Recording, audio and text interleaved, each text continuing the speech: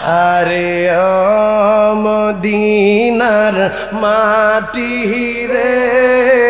তুই যে বড় কাটি রে বলেন মদিনার মাটি তুই যে বড় কাটি রে আমার নবীজির কারণে আমার নবীজির তুমি ছিলে ইয়াসরি